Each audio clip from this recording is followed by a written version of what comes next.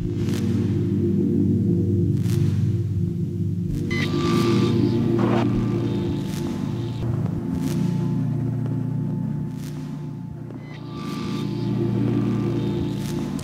we're Krankbrother and we're playing at Ceremony Festival on the 13th September. See you there.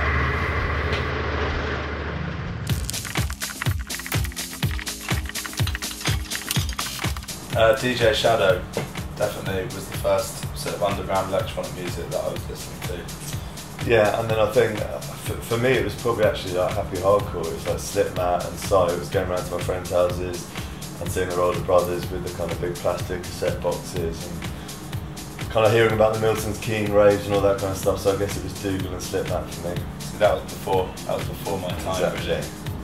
Yeah.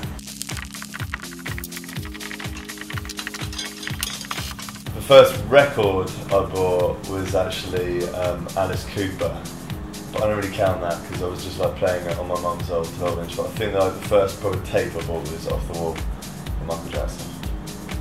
I don't know what it was, but he tells me it was Bros. It was definitely Bros. Kieran brought Bros. I don't think it was, but he tells me it was Bros.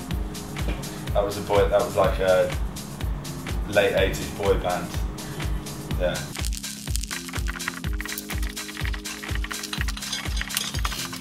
We grew up just outside London, so it was probably some provincial shithole. But when I think about when I first started clubbing in London, it was when I was like 15, 16. I think there was a local club called Kisses or Lips or something. I think it was like one of those. Yeah. When we were going to London, we were going to it was when Fabric had just opened, and then like Turn Mills was right next to it. And yeah. Velvet Rooms and Bagley's. Decca and Johan. Yeah, there's these guys called Decca and Johan. They're not playing together anymore, no. but yeah, they were good.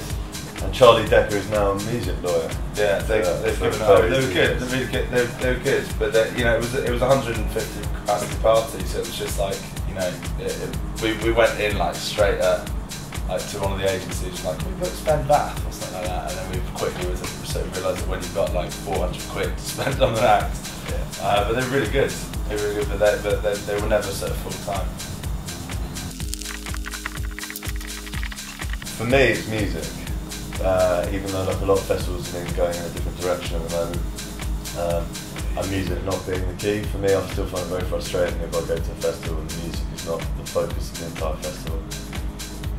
I don't know really. I do like it to be properly programmed musically, but when the odd time that I do go to a festival as a punter, I do like there to be sort of a wider festival experience than just programming. Home. Yeah, diversity, I guess. That's why I like living here, and I think that's why most people come here, is just for the chaos and the diversity of it. I have no idea. I'm still trying to figure that one out. Maybe so I'll come back to you on that. A newborn baby or something. I don't know. Just get to the toilet as quickly as possible. Where's the sleep, Brian? Louise Redknapp was big for me. Really? Yeah, Louise Redknapp had all over my wall. I think for me it's like Cindy Crawford. Yeah, was my sort of era. The proper woman. Yeah. Eva Herzog, I think, was when I was about 13, 14, in the Hello Boys advert campaign. Yeah. Along where like every man in the world fell in love with her. She's still the best, actually. She's still the ultimate.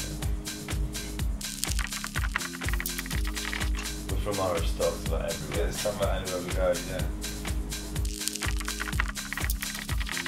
Probably each other. What about your wife? Yeah, maybe. Yeah. I don't have a wife, so probably Kieran. I call whoever's available. My wife or him. But I mean, I'm not sure I'd really developed any aspirations as to what I wanted to do until I was like in my mid-teens. Like before that, it was like I want to be a bus driver, and I want to be a professional footballer. And it was nothing that I was driving at until I sort of got into my mid-teens. And then both of us loved the idea of working in music. We always did.